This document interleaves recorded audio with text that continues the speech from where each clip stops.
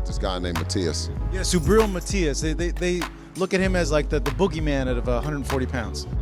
How much boogie he got in him, man? I don't know. Well, I mean, I gave Peter Kahn a call about it, and it didn't sound too much boogeyman to me at $4 million. I called him. I said, Devin says, let's talk.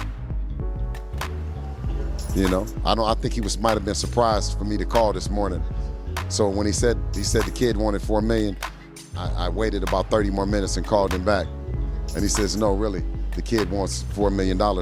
According to Bill Haney, and I gotta say according to Bill Haney, because this guy's a hell of a talker, should be a politician. According to Bill Haney, after Devin Haney dismantled Regis Prograis, he called Matias to set up a fight with Devin Haney, or at least sit down and talk about a fight with Devin Haney.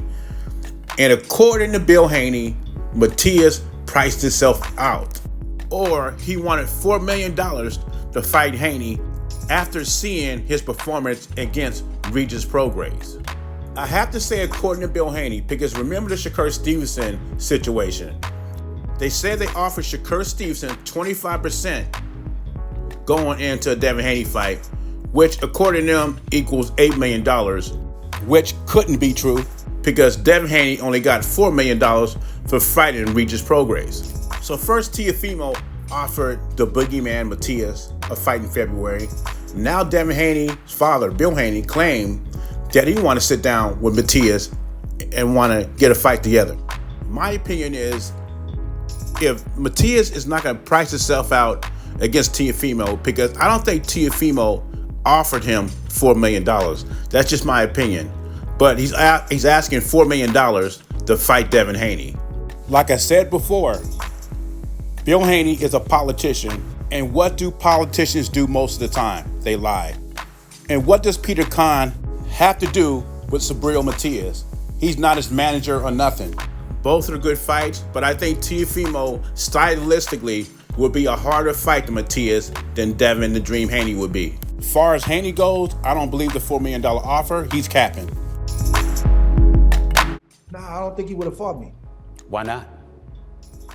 My name was never mentioned with Canelo Alvarez until he fought a common opponent. And he fought Canelo, he fought Sergey Kovalev. Kovalev was, I don't want to say he was shot, but he was on his way out the door. And he wasn't the crusher at that point in time. And that's a strategic move, and that's what Canelo does. And people get mad when you say that.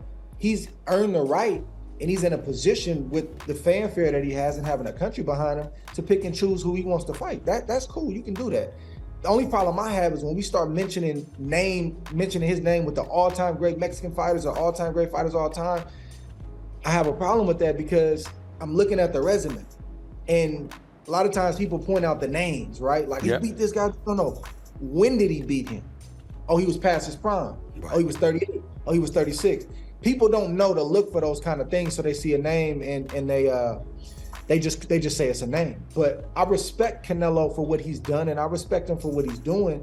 But I don't believe, if I was still active at that time he fought Kovalev, that he would have fought me, because my name had never been mentioned in the same breath with Canelo Alvarez. And if I was active, I think it would have remained that way. Interesting take from Andre Ward.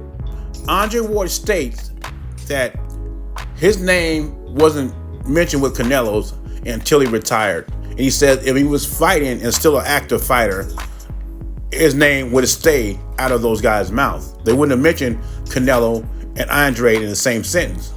He's saying Canelo and his handlers never want to smoke with him. They just mentioned his name after he got out the game. He also mentions he don't like Canelo mentioned amongst the great Mexican fighters or great fighters because of his resume. He says his resume is padded with old great fighters.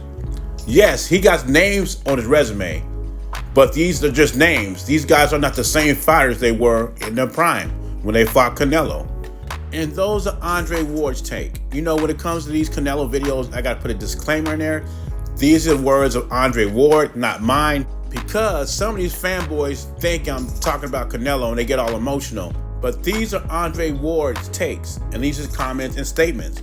He's talking about the Crusher. The Crusher wasn't the same. He's also talking about Shane Mosley, Miguel Cotto, and Triple G. Names like that. He said they weren't great fighters when they got in the ring with Canelo. They were past their prime. And he says when casuals see those names on his resume, they don't know that he fought them when they were old. These are the words of Andre Ward. But my thing is, everybody got to start somewhere. You could go back to Rocky Marciano, fought an old Joe Louis. He didn't fight a Joe Louis in his prime. Ali didn't fight Floyd Patterson in his prime. And I'm sure Ali wanted to fight a prime Floyd Patterson, but they were in different eras. And I'm sure Rocky Marciano wanted to crack at the young Joe Louis.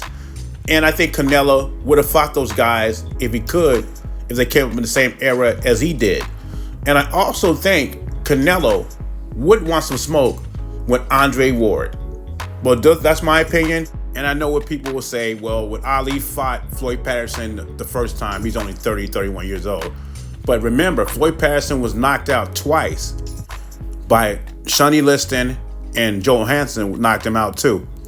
So he wasn't the same fighter when Ali fought him. Andre Ward needs to get rid of that green-eyed monster. If he wants to come back and try to fight Canelo, then do it. But anyway, leave your thoughts and comments below. Jay Beasy, I'm gone.